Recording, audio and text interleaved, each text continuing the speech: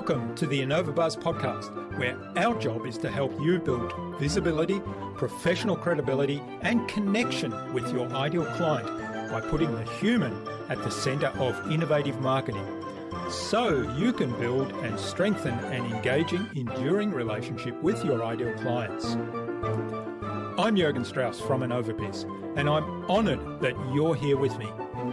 If you haven't joined our wonderful marketing transformation community yet, go to innovabiz.co and collect your free gift as well. Do subscribe to the show and also leave a review because it helps others find us. Let's get into today's masterclass on this InnovaBuzz podcast.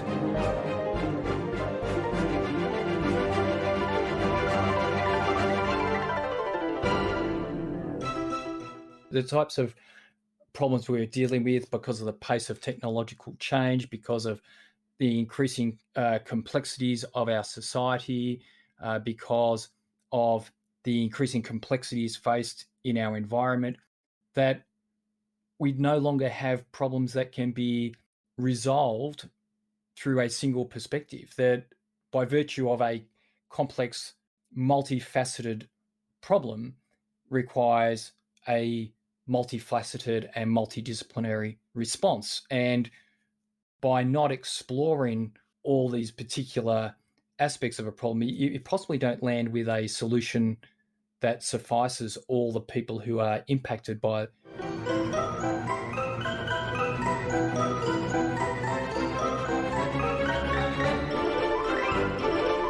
Welcome back. I hope you've had a fantastically awesome week so far. If you haven't listened yet to my recent conversations with public relations and media expert Nia Lee and with leadership expert Roxanne Kaufman-Elliott of Pro Laureate, then do listen in.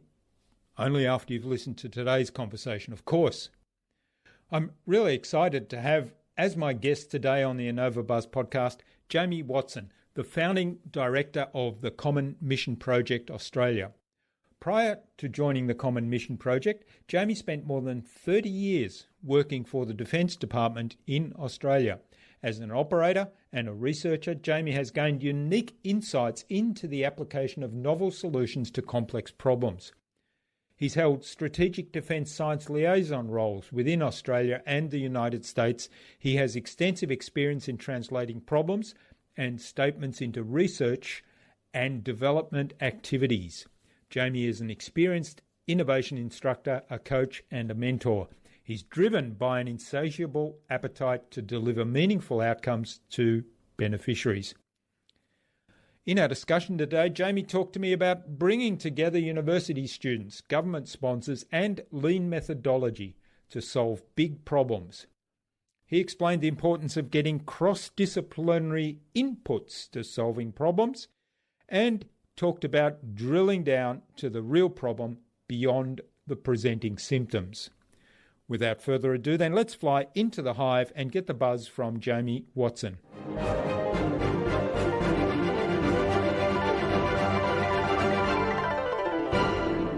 Hi, I'm your host Jürgen Strauss from InnovaBuzz, and I'm really excited today to welcome to the InnovaBuzz podcast from relatively just up the road from me compared to many of my guests, Canberra in Australia, Jamie Watson. Jamie's the founding director of the Common Mission Project in Australia. Welcome to the InnovaBuzz podcast, Jamie. It's a great privilege to have you as my guest. Yeah, thanks, Jürgen. It's great to be here, and I'm really looking forward to what we get to discuss today. Steve Weinstein, who was our guest on episode 380 of the InnovaBuzz podcast, suggested that we have a conversation with you, Jamie. And of course, you also work closely with two of our other previous guests, Steve Blank, who was on episode 326, and Pete Newell, who was on episode 345. So a big hello to Steve, Pete, and Steve. Yeah, so I work closely with them all. In fact, we're going to talk about where I landed and how I got to what I'm doing today, and those gentlemen and what they've been working on for a number of years is really fundamental to why I'm doing what I'm doing. They provided for me a great hook to doing something bigger, doing something different, and a framework to make an impact in this world. So I'm happy we can talk through that a little bit as well. Wonderful. Well, I know you've got a long background in the Navy and in defence science and associated fields. You describe yourself as an intrapreneur, so I'm really keen to explore what that means. Before we do that, what is it that drives you, and how did that shape what you do today? Well, I think I want to make an impact, Jürgen. I think I'm really passionate about making a difference. Making a difference for me means making a difference to people who have had shared background to me. So for military operators, people have been on that coalface, and that has driven me for many, many years. But as I grow older and as I grow more and more aware of larger issues and more complex issues, my passion for solving problems has extended well beyond that traditional sector base of defence and national security now into more pressing challenges that cross border, cross boundaries, cross generations, across socioeconomic borders that impact us all. So we're talking about issues like environment. We're talking about issues about access. We talk about issues such as economic stability and things like this. So we at the Common Mission Project, we say we're about dealing with the most largest issues of our time and tackling those complex issues, and then empowering people with the skills and the tools and the ability to go out and make a difference there. Yeah, and I'm thinking that, and correct me if I'm wrong here, but I'm thinking that these large global issues, there's not going to be a small little local team solve those, although people will come up with ideas everywhere, of course, but it does require global cooperation to tackle those global problems and solve them. And I think this last year, if it's taught us one thing, it's that we're all in this together, and we've had this pandemic go across the planet like a raging wildfire, and we're all faced with the same challenges as a result. So to work together to solve those problems is certainly something that I think can benefit all of us as a species. Yeah, absolutely. Jürgen, I think, the problems we face don't discriminate by virtue of the things that we might normally put up boundaries or borders between people. And so we've seen this in COVID. It's indiscriminatory as to who it's impacted and where it's impacted. It's been really a global challenge. And I think over the next 100 years, we'll see more and more of challenges of that scale and of that nature. And what we say, the traditional ways we've thought about solving problems, the traditional way that we've approached addressing these challenges increasingly won't be the way we'll be able to address these global challenges of global scale and of national scale that meet us head on in a way that we've never really had to deal with as a race. Yeah. All right. Well, tell us a little bit more. Give us some background about the Common Mission Project, what it's about, what is the mission, and how you're going about it. Yeah, so the Common Mission Project, we're a not-for-profit here in Australia, and we're part of an affiliated network globally with a presence in the United States and in the United Kingdom. We exist to empower what we would call mission-driven entrepreneurs, so people who bring an entrepreneurial mindset to solving problems, but are driven to solve that by the mission or solving the challenge rather than for an economic return. And we do that by providing universities, both the academic staff and the students, methodology, which is based on the Lean Launchpad methodology, which is really about taking a whole lot of learning and knowledge about how startups work, how startups go through the process of understanding a market and understanding a customer, understanding a beneficiary, and understanding product market fit, or understanding how a solution might service a particular market sector and using that way of thinking to solve problems. So we're really about exploring a problem, understanding potential solutions in terms of what we might call a minimum viable product, to use that terminology, and then trying to do solution beneficiary fit and say, would this solution actually make a difference for people who want this problem solved? And then going through a very deliberate process using a canvas, which we call the mission model canvas, which is a way of representing all the different aspects of the solution and stepping through that over the course of a semester in a structured, deliberate, supported and facilitated way with students and academic staff. So a lot of it's about education from a very practical point of view, which probably, certainly it wasn't in my time at university, isn't part of the standard curriculum. Yeah, absolutely. And then what we do, and it's not just about the education, we also bring in a problem sponsor. So someone who has a problem, someone who has a challenge, and work with them and the students to find a solution. So, you could talk about that, practical education or real world education, but this is not simply an assignment-based education, which is hypothetical about how might you address a potential problem. This is dealing with a real problem that is owned by government sponsors or large organisations that requires significant new ways of thinking. And so there's buy-in already to a potential beneficiary or problem sponsor who wants this problem solved. So what the students would also be working on is, if they determine a potential solution to that problem, what is then the deployment pathway? So how would they work with the problem sponsor, government or some other organisation to implement that possible solution? And again, in a deviation from a standard way of teaching, we use a flipped classroom approach where the real learning comes from the students themselves, from what they've discovered during the week, who they've spoken to, how they've worked through the process and what they've learned, and then sharing those lessons and insights with each other. And then just the teaching team really acting as facilitators, guides, and coaches in that very complex learning environment.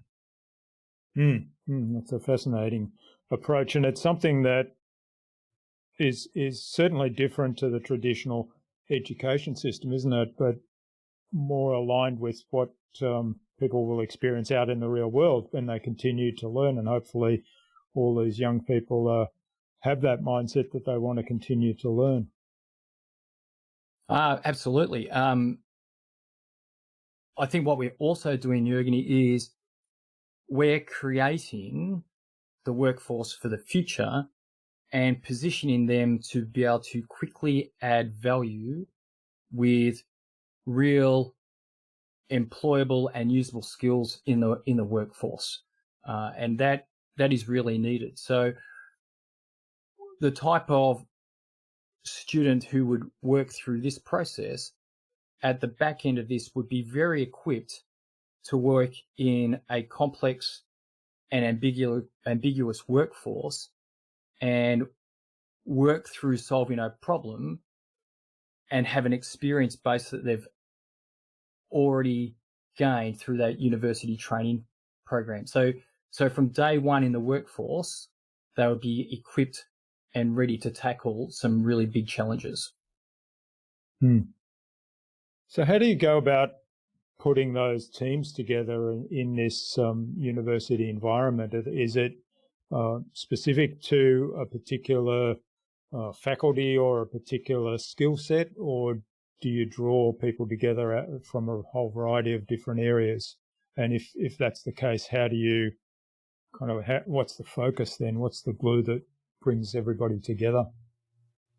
Jürgen, I think best practice, and this is the experience that's come from across the United States and the UK, and we're starting to implement and learn here, is to deal with the types of problems that we've talked about of national, global scale, cross-boundary type of issues. You really do need a multidisciplinary approach. You want people coming from various backgrounds, various experience bases, various academic disciplines, and to pull it through from different perspectives. And often you will find that people who you wouldn't necessarily think are affiliated with a particular problem will add immense value. And so what I mean by that is, if you think of a problem as a technical problem and you start to situate the problem through an engineering lens, you're going to continue to consider the problem from that perspective. But by opening up to broader interdisciplinary approaches, and suddenly you might have a humanities student look at what you had thought of as an engineering problem and start talking about a whole range of issues that might not have originally come up with. Like talk about how is this solution going to land in an environment where there is a complex human machine interface issue, or if you brought a lawyer into the team, they might start to say, well, you know, what are the legal implications of this technical solution much earlier than you might think about it if you went down an engineering path. So, you know, that's a useful thing. And often, you know, I like this phrase of naive experts, right? Where you bring someone who is very good at a particular skill, but they might be naive to a particular problem set or a domain, and they can add value by looking at a problem, finding analogies to that problem, identifying parallel applications, and also having access to a whole different set of people who might benefit from solving that problem, and bring a whole lot of new and wonderful insights to a problem. And I think that's the richness of this experience and this program. Mm-hmm. Yeah, well, that's I mean, certainly to have people learn that, because in the traditional path, I guess, in the university is you are very much cloistered in your own particular faculty or area, and there really isn't a lot of work that happens to cross-fertilize ideas until you get outside of that, or, you know, people take their own initiative, of course, and get involved in social or other activities outside their curriculum. But the idea of marrying that up with the curriculum itself is really valuable, I think. I mean, if we think about the pandemic and what's being done there to address that, you've got public health officials, you've got medical experts involved, immunologists involved, you've got economists involved because of the impact of shutdowns or the lack of travel or on the economy. You've got behavioural psychologists, people that look after mental health, involved because of the impact of on people's mental health when they're stuck at home and no longer have the interactions that they're used to or that they crave, perhaps. So there's so many different aspects, isn't there, of these issues that we face, and the pandemic is just one that's top of mind for everybody right now, for good or bad, that we do need to bring in all these different areas. Yeah, no, and I think this is because of the nature of the problem, Jürgen. The types of problems we're dealing with, because of the pace of technological change, because of the increasing complexities of our society, because of the increasing complexities faced in our environment, that we no longer have problems that can be resolved through a single perspective. That by virtue of a complex, multifaceted problem requires a multifaceted and multidisciplinary response. And by not exploring all these particular aspects of a problem, you possibly don't land with a solution that suffices all the people who are impacted by the problem. And so that's why I think, you know, the fundamental principle of the hacking for methodology, which is what the name of this approach is called, is about getting outside the building, talking to people who are associated with the problem, who care about the problem, want to see the problem solved, and listen to what they say. And I think just by virtue of doing that, and the discipline of speaking to people and asking them about what their needs are, trying to work out how a potential solution might meet those needs, address their pains and their gains, to use the terminology of product market fit. You will go down the path of exploring this, and you will go down the path of understanding this complexity and understanding this multifaceted nature of a complex problem in a very deliberate and structured way, but also in a way that can occur in very rapid succession. So we're not talking about a methodology that would propose a 3, 4, 5 year research program. And there are sorts of problems where you certainly need to do that. There are certain types of problems where you will need to do deep technical research to solve. But there are a bunch of other problems where we can get very rapid traction by understanding the problem, exploring potential solutions. And we would talk about that in terms of problem validation, understanding that, you might say to me, Jamie, I really care about problem X. I think this is the problem. I'm very motivated to solve this problem, but I don't really know much about it. But I just got this inkling that we need to solve it, and I'm prepared to, get involved, but I don't know much about it. And then by empowering some people to get outside the building, to go and talk to people, to explore the problem, we'll go through a process of understanding that problem in greater detail. And we may come back and say, we started at X. We started with thinking the problem was about the built environment, say, and about, how we're building housing of the future. And we might go and talk to a whole lot of potential people who care about that problem. We might say the problem is very little to do with housing of the future, and what we have is a problem associated just with access to existing housing stock. Now, I just made that up, but it's often we spend very little time understanding the problem and a lot of energy trying to solve problems we've not understood.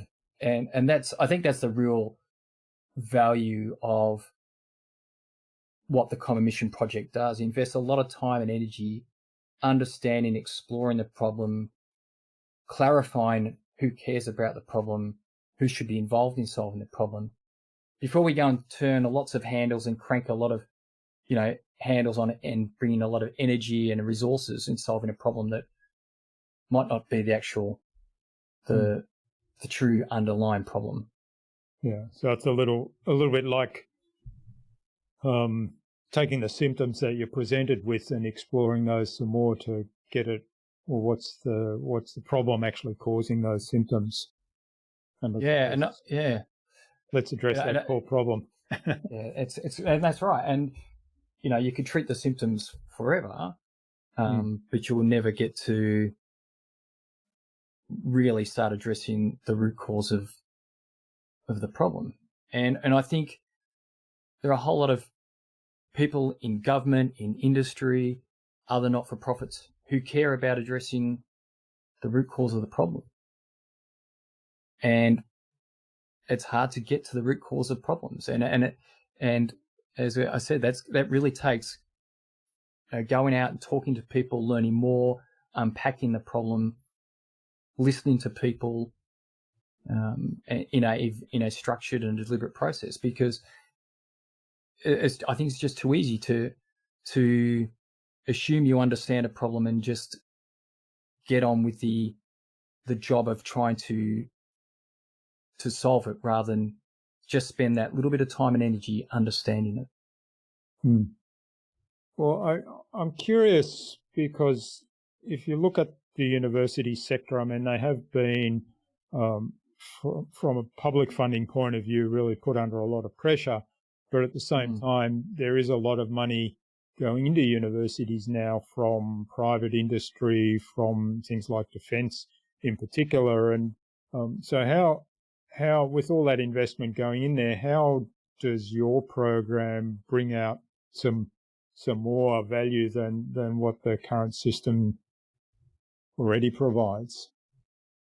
Yeah, I think that is a good question, and I think what the Common Mission Project offers in terms of the value to a university is if you step through this type of process, if you deliberately go out and explore potential solutions to a complex problem, solution pathways, and explore technologies through a process of trying to understand who cares about that problem, who benefits from solving that problem, what are the ways in which you would implement solutions. If you do that, and you do that at the outset of initiating a research program, you have already de-risked the pathway to impact of your research outcomes. So let me explain that in another way. We can spend a lot of effort researching a problem or researching a technology with not necessarily knowing what we would do with the outcomes of that research.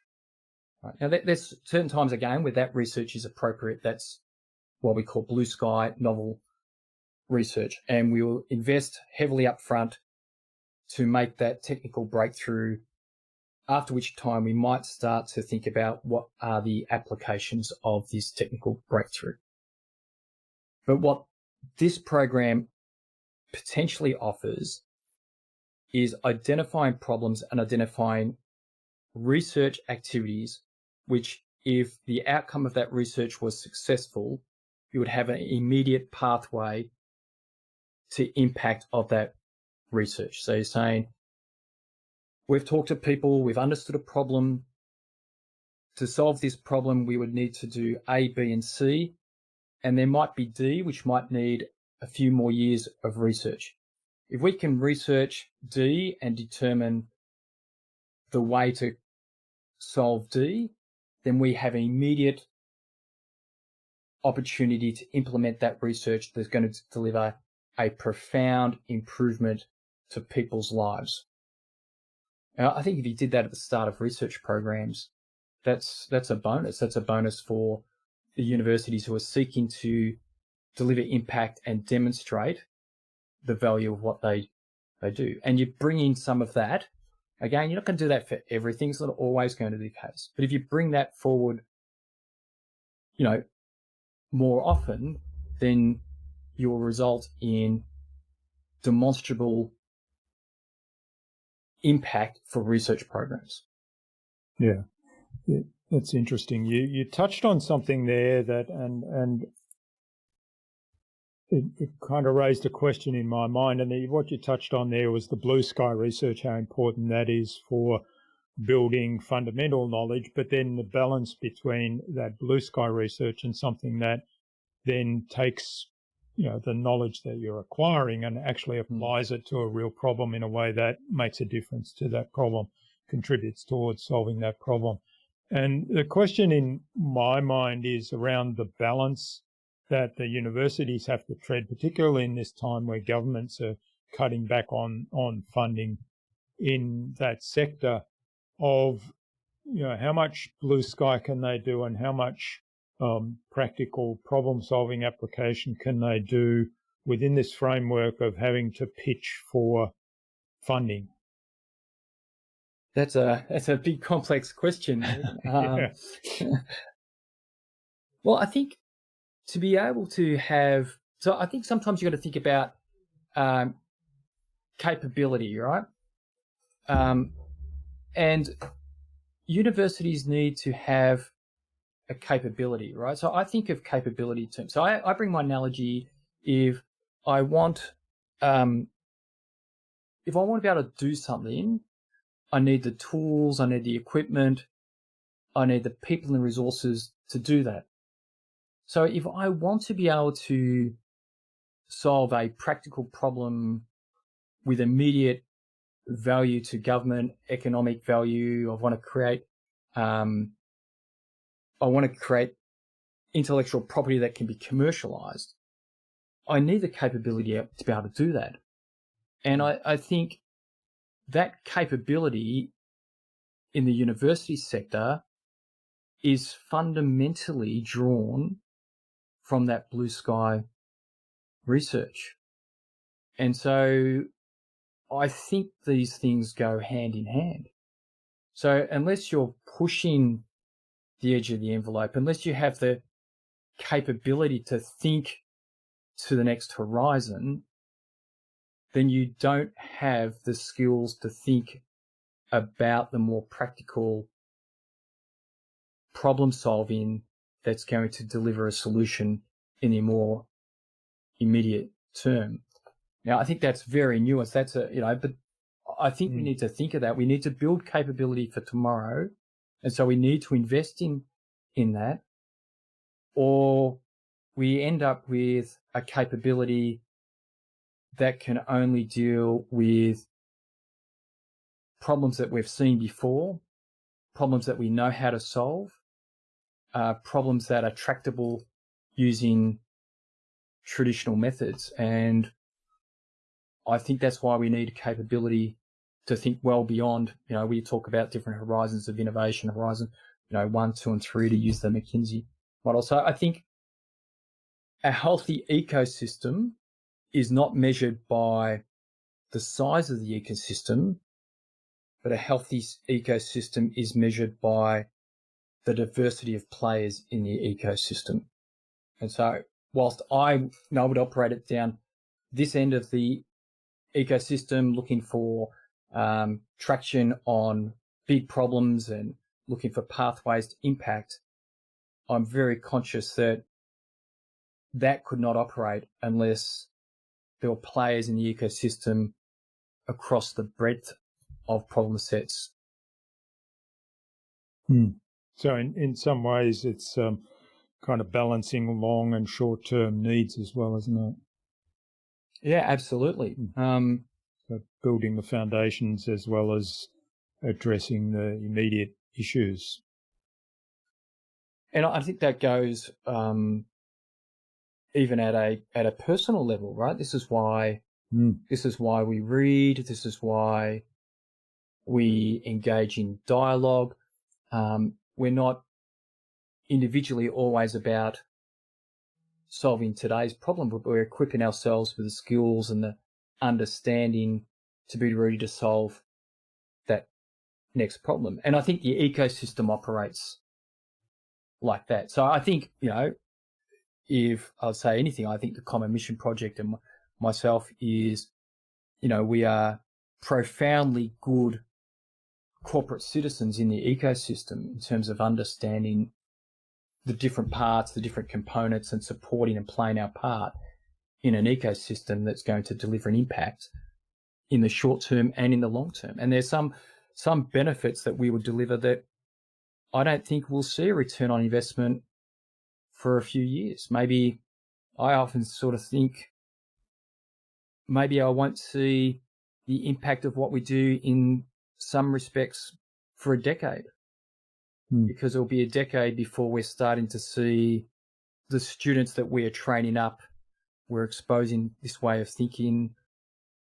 It'll be at the back end of this decade when they're rising to levels of leadership in government and industry where they can have a profound influence on how decisions are made, how investment is made. But I think that's what it means to operate in this ecosystem.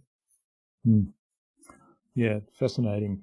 I think it's a really commendable approach to kind of change the mindset in some ways of the the skills that people bring out of a university education. So how do you connect these mission-driven entrepreneurs that you talk about? How do you connect them with the students or with the people running the programs at the university? Yeah, so what we in the Common Mission Project do, so we go through a process of working with a government sponsor, so a government stakeholder who has a problem, curating their problem and making sure it's developed and articulated in a way that is actually tractable and can be addressed by a student group using this methodology over the period of the semester, working with that government sponsor to provide them training and education to understand a little bit about the methodology and the journey, then working with the university to say, well, what's the focus and emphasis of your university? What type of students would you bring in? Then working with the student cohort themselves to match them into that problem and sponsor group, and then working more diversely into the ecosystem with mentors and industry support. So there's a really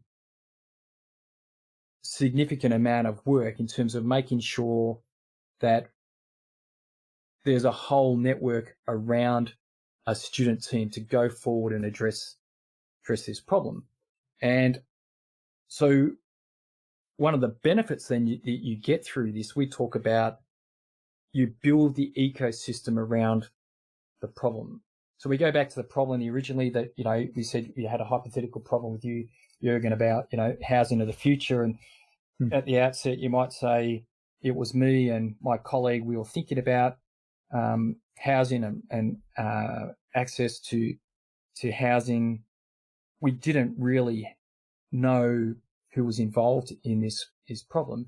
But through that process of breaking down the problem, building up that network over the course of 10, 11, 12 weeks, you've built this ecosystem of players around that problem.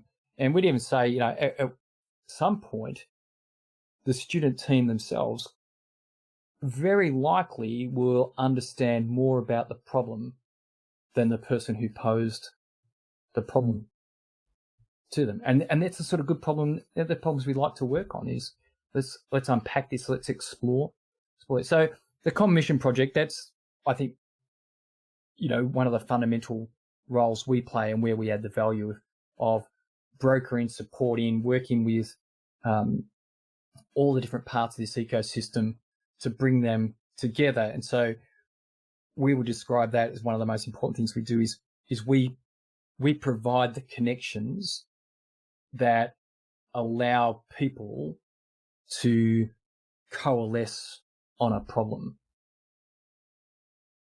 Okay, and so for the sponsor, there's the immediate benefit is that they might have a lot of inputs around how to deal with that problem, or what the underlying factors are, or what the real problem might be if it's, if they've come with a symptom.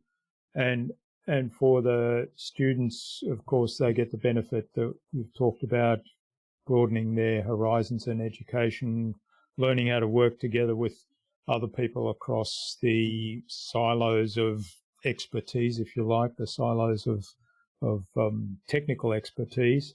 And then the university, of course, has additional funding for enhanced education opportunities. Yeah, that's thanks for reflecting back on that, Jürgen. It's always good when someone summarises what you've said and go, so I think there's benefits to many different people in this program. I think there's a benefit that students get access to a first-class, world standard program that delivers them real skills to go out in the workplace. It gives them that sense of contributing to something bigger and making a difference. The problem sponsor gets access to a methodology that accelerates their understanding, gives them traction on the problem. I think the university itself has an opportunity to give their students a really great experience and training, educational value. But there's also a bunch of other benefits as well, which I'm already seeing here in Australia. Is people are building networks, they're building friendships, they're building community, and that's really great to see that play out. That we're creating those connections between individuals, organisations. We're giving access from government into whole new ways of thinking about problems in whole new areas to source for knowledge and insight. Yeah, and those connections are hugely valuable moving forward, aren't they? Because there's, like we talked about earlier, none of these big problems are in isolation to any one particular city, country, or region. And the more people we can get together to work on them, the quicker we'll find ways to address them. Yeah, and I think one of the benefits of, for me as I work globally is, we're sharing best practice in how we apply this methodology as well. This is not just, something that we've developed here locally with one university. We're sharing experiences across more than 50 universities internationally with insights on how to approach this type of problem solving, which is really great. And it's great for this, Australian students to be part of that global experience as well and being exposed to that global methodology, that international methodology. All right, love it. Yeah, it's great. So I think now would be a good time, though, to move on to the buzz round, which is our innovation round designed to help our audience, who are primarily innovators in their field, with some tips from your experience. So I've got 5 questions. Hopefully you'll give us an answer that'll inspire the listener to go and do something awesome today as a result. So first question is, what do you think the number one thing is anyone needs to do to be more innovative? I think have a hard problem. I think if you want to, seriously, if you want to be innovative, deal with a hard problem that pushes you into a new place with new challenges. I think that's the grounding of innovation. Yeah, I love that. So it's kind of like if you don't have any problems, go out and find one, because that's you practice solving a problem. That's where you come up with the ideas. Yeah, there's no shortage of sorry. Yeah. Yes, there isn't any. There's no shortage. So you'll just don't make any new ones. Yeah. Yeah. What's the best thing you've done to develop new ideas? This is really hard.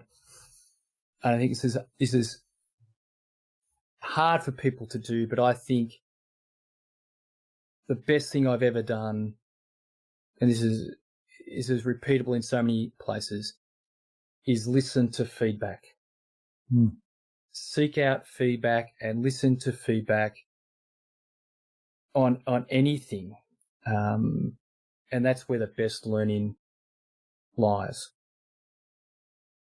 Yeah, there's the value of feedback. I mean, people sometimes discard feedback if it's perceived as criticism, if it feels like it hurts their ego, and yet there's nearly always value in it, even if it might be hurtful. Yeah, and I think we can get better at receiving feedback. I think it's something you can practice. It's something you can learn to do. But if you only seek feedback very rarely, if the only feedback you seek is, from your mother or, someone who's going to give you positive affirmation, we're not going to learn to receive feedback. And the first time we get negative feedback, it is hard. And there's different ways to frame that. You can say, can you give me constructive feedback? But I think it's a skill that we can learn, we can develop, we can enhance. And so I seek out feedback, and I surround myself with people who I know are going to give me honest and open and persistent feedback. Yeah. Yeah, I think you're right. I think we can all learn to receive feedback better. I think we can also all learn to give feedback better in a way that is more helpful to the person we're giving the feedback to, without sugarcoating it. If there's something, hey, I'd like you to improve this, there's no need to sugarcoat it to improve it, but I think there's ways to deliver that message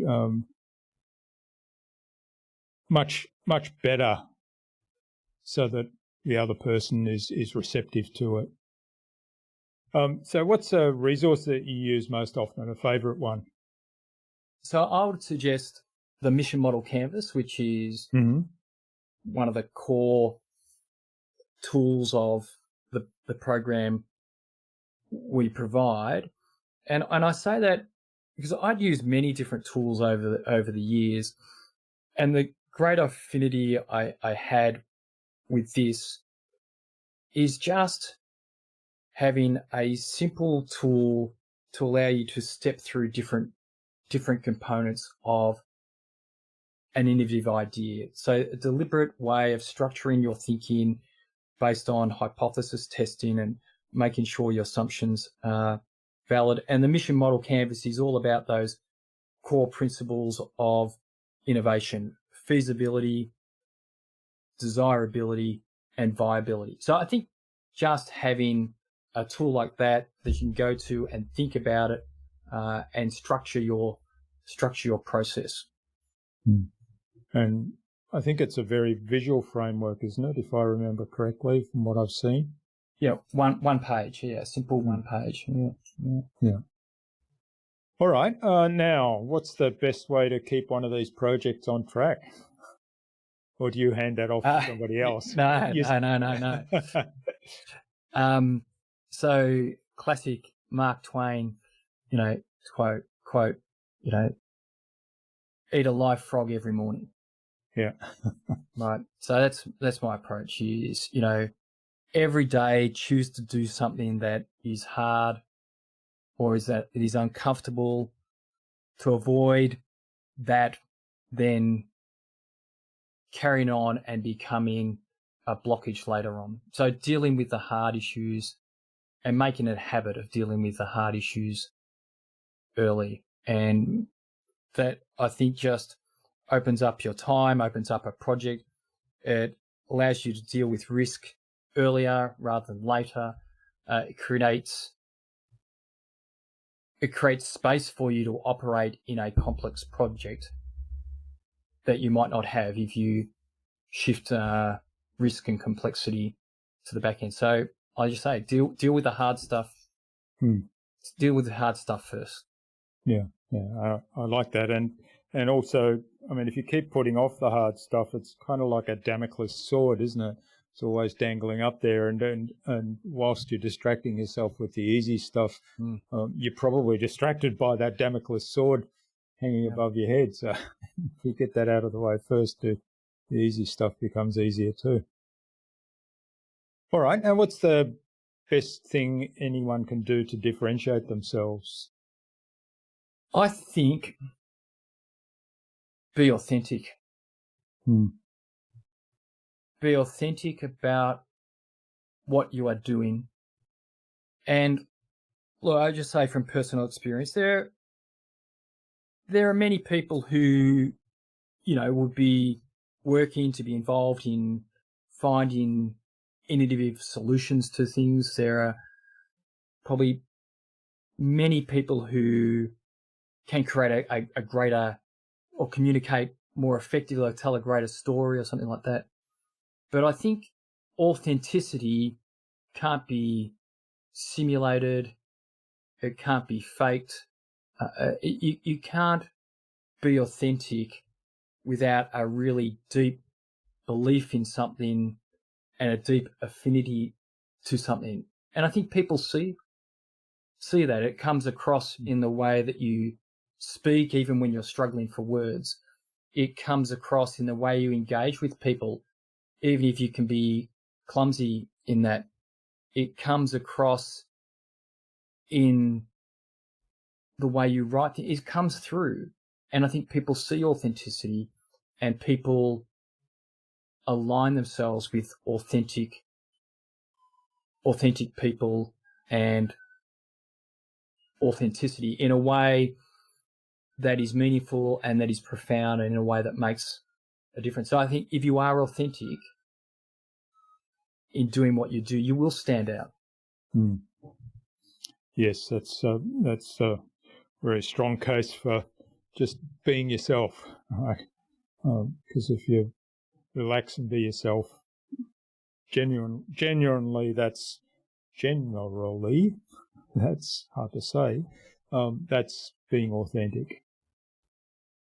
So thanks, Jamie. This has been fabulous. Now, where can people learn more about the Common Mission Project and find out more about you and maybe even reach out, get in touch, say thank you for what you've shared today and maybe resume a conversation about some specific ideas or thoughts or opportunities? That would be great, Jürgen. So they can go to our website, which is commonmission.org.au. That's commonmission.org.au. Or they can email us at info@commonmission.org.au. All right, we'll include those links in the show notes so people can click straight through. Now, do you have any parting advice for our listener today as we wrap this up? I would say be a participant. Mm. Be a participant in solving problems that matter. And you can do that by engaging through us, or you can do that through engaging with a local community group. But I think just be a participant. And I think that's what we need. People who are going to say, I'm not going to ride along with this. I'm not going to be an observer. I'm going to actively participate in solving complex problems and making difference for, the environment, for humanity, for our nation, for whatever it is that you're motivated to be involved with. Yeah, that's a great call to action. I love that. And one of the things I've found quite frustrating over the last year, in particular around this pandemic and so on, is there's just been such an intense barrage of people criticising others without getting into the arena, like the Franklin Roosevelt quote about, if you haven't got your hands dirty and you're not in the arena shoveling the you-know-what, then stop criticising. And I think it's a great call to action to be a participant in solving problems that you feel passionate about solving. Love it. All right. Well, finally, Jamie, who else should I get on this podcast and why? Oh, I've got a whole list of people you could talk to, but a couple of people whose insight and wisdom that I gain immense value from is William Tressiter who works for BM&T in the USA. And also think David Burt, who's the head of entrepreneurship at University of New South Wales. Okay, we'll reach out to William and David, maybe get an introduction from you and start the conversation with them. So thanks for that. And thanks for sharing your time and your insight so generously with us today, Jamie. I've really appreciated learning a lot more about the Common Mission Project and how you go about connecting universities and government agencies that have particular issues that they're dealing with that perhaps need a different perspective on that, and how at the same time you're providing opportunities both for the universities and for the students there to gain a different type of education than just the technical education than perhaps most of us had in the past. So well done and keep up the great work and all the best for the future, and let's stay in touch. Yeah, thanks so much, Jürgen. It's been great to talk to you today.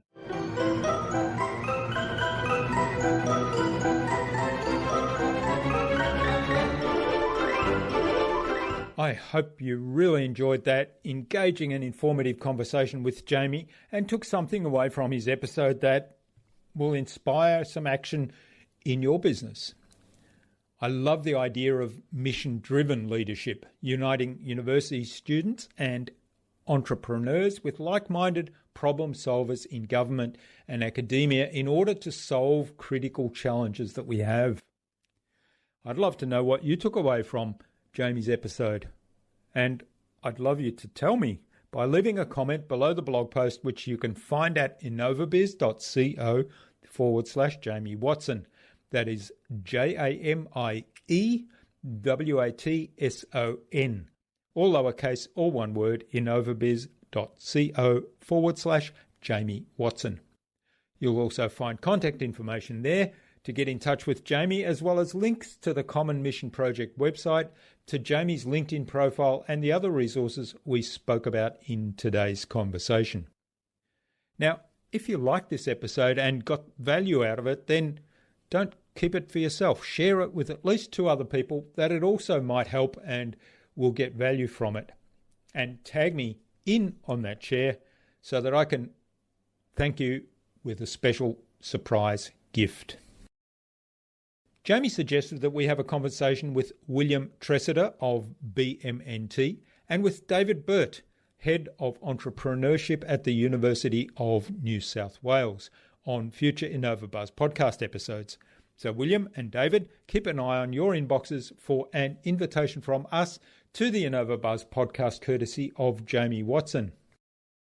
Tune in again to the next episodes of the InnovaBuzz podcast, where we've got yet more fantastic guests lined up, including Jonathan Callanan of Online Business Accelerator and author, speaker and leadership mentor Eric Rogel. Thanks for listening to this episode. Make sure you subscribe to the show to be reminded of new episodes. It's free to subscribe. Leave a review if you like.